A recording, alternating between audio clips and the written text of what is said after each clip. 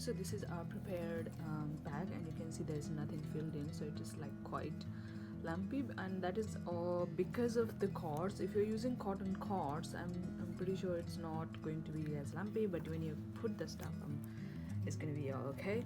So here you can see the lid, and you can see the gap, and we created this gap because we wanted our chain or the bag's belt going through here so that you can connect it to the d-ring, and when you hang it here you can't see the d-ring or anything, and it is big enough. So if I show you the side, you can see from the bottom it is almost like 5.5 inches or almost 6 inches.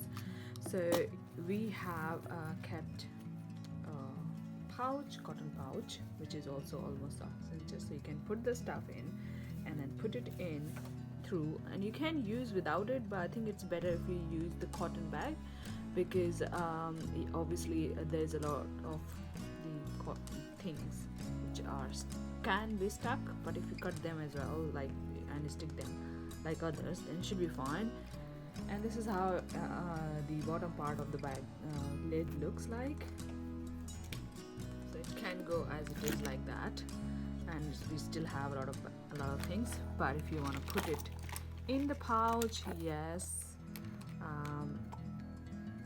it can go in, and just put it in, and it is simply a very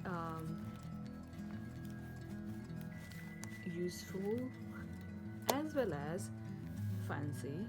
There we go, and just put any end of the chain or the belt and put it in and just hang it like that. I do think it looks very aesthetic.